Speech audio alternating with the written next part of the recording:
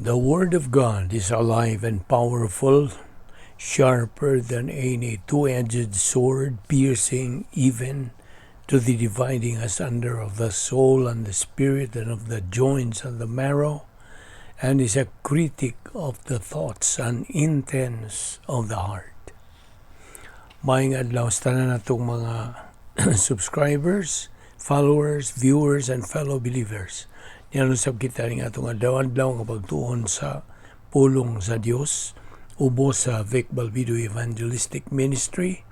So kaninyong tanan, welcome na usab ning atong pagpadayon sa pagtuon sa pulong sa Dios ug busa moadto dayon kita sa atong pagpangandam sa atong kaugalingon.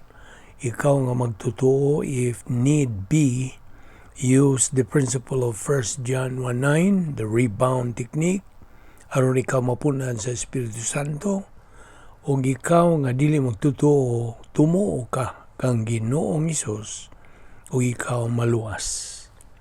Okay, padayon ta. Diin kita muhunong kagahapon. Okay. Now, din nita muhunong, no? Sa Hebrewanon 6:9 nga nakanayon, but beloved, we are convinced of better things concerning you and things that accompany salvation, though we are speaking in this way. Now, okay. Karon mo ito gyapon ta sa Kolosas Kapitulo 3, versikulo 15. Let the peace of Christ rule, etc. So, peace, irene. So, nasilsil na ginanimo, ha? Irene, mo na Greek word sa peace, kalinaw, sabi ni Isaiah.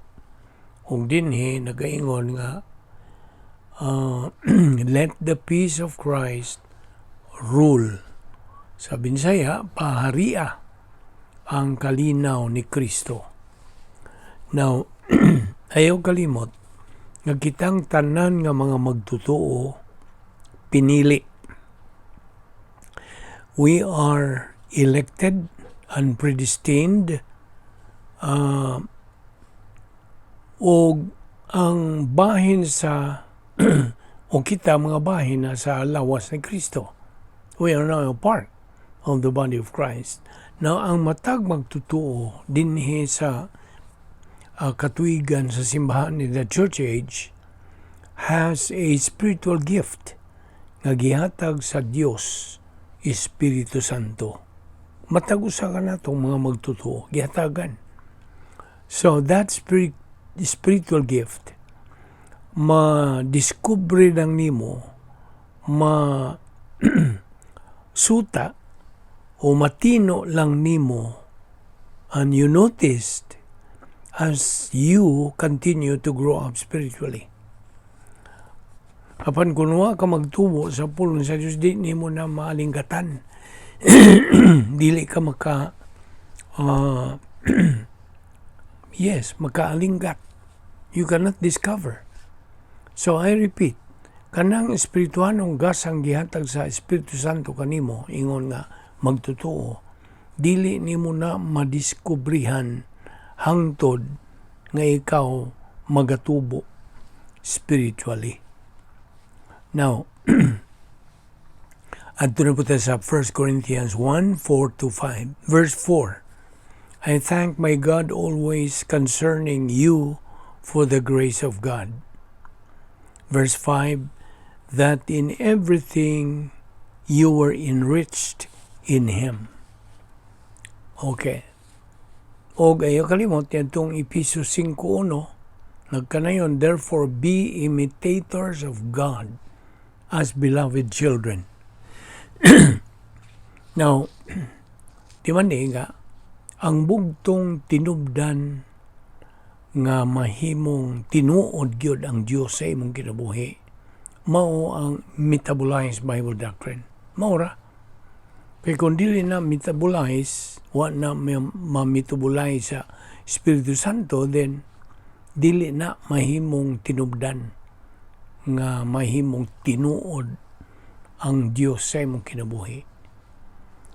Now, Ang gikinahanglan nato gud nga mga magtotoo nining atong katuigan simbahan mao ang atong pag-angkon sa post-salvation epistemological rehabilitation. Mao ni atong gikinahanglan to repeat and repeat, to take in sa tuyo nga atong matuman ang prinsipyo nga ang kapaspas sa atong pagkat-on kinahanglan mao'y mulabaw kaysa kapaspas sa atong pagkalimot. The rate of learning should exceed the rate of forgetting. Prinsipyo man na. Now, okay, mo ito tas Colossians 3:16. Okay? Ang sunod nga bersikulo na kanayon, let the word of Christ richly dwell within you with all wisdom, teaching and admonishing one another with psalms and hymns and spiritual songs, singing with the thankfulness in your hearts to God. Now, ayaw kalimot niya itong richly. Kining richly, sa Griegong pulong is prosios. Prosios, no? Adunahan ka na, sabi ni Saya. Treasure. So let the word of Christ richly dwell. Ang dwell sa Griegong pulong is inoikuo. Inoikuo. Dwell. So, mo na ang paghumad niya na. At tuta sa 2 Timothy 1:14. Gaingon diha, guard through the Holy Spirit who dwells in us the treasure which has been entrusted to you. Now, treasure, nomdo itong treasure, richly, adunahan. Okay. Nitong versikulo nga 16, let the word, meaning, let the word of Christ, richly dwell within you with all wisdom, teaching and admonishing one another with psalms and hymns and spiritual songs, singing with thankfulness in your hearts to God. Na nasa NASB. Now, kadtong Word of God is the word, of course, Bible doctrine. Okay? Now, nagkanayon dihang phrase, with all wisdom. Now, its connection is a prepositional phrase, with all wisdom. Okay. Musibog ta sa 1 Juan 2:16 ug 17. Ang versikulo 16, for all that is in the world, the lust of the flesh, and the lust of the eyes, and the boastful pride of life, is not from the Father, but is from the world. Verse 17, the world is passing away. Lumalabay lamang. Ang pulong Grigong polytheuma, ambot pasabot niya na we are in this world, but we are now citizens of heaven. Bisag niya pata din sa kalimutan. Okay? Balik na buta sa Colossus 3:15. Let the peace of Christ rule in your hearts. Irene, paharia, rule. And then verse 16, let the word of Christ dwell in you richly in all wisdom. Ang dwell is papuya.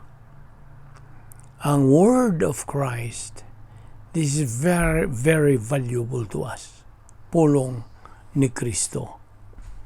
Now, so, ang verse 16, kung malikon, let the word of Christ dwell in you richly in all wisdom, teaching and admonishing one another with psalms and hymns. Kining admonishing sa Griegong pulong is notheteo, meaning to admonish someone who did something wrong. Ang teaching, naibaw naman ka, didasko, Greek. Now, so let the word of Christ dwell in you richly in all wisdom, teaching and admonishing one another with psalms and hymns and spiritual songs. Now, kining, of course, ang umalikon, ang teaching diha is didasko. The teaching method, situation, kanang, so teaching method, situation, kini. Okay? Kana mo ang teaching. Whereas ang admonishing, noteteo, tambag gini o pahimangno. Okay? Unya, ang teacher sa Griego is didaskalos. Ang subject matter being taught is didaskalia. Okay? So, kadto sa balik sa maong bersikulo, kining admonishing one another. Kining one another is iauto.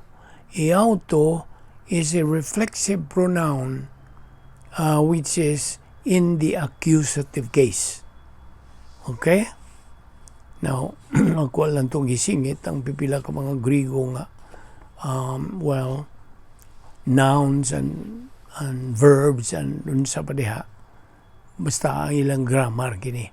Now, kitang mga magtutuo, gitudluan o kanang pahimangnuan sa pulong sa Dios to move forward in our spiritual growth until we reach the higher ground, which is the spiritual adulthood stage. Gimanduan kita, gitudluan kita sa pulong sa Dios, gipahinumduman pagyuta. Now, as we continue sa atong espirituanong pagbuylo, let us be reminded that every time magtuon ta sa pulong sa Dios, dili importante just to learn God's Word or memorize verses and chapters of it, but that the Word of God dwell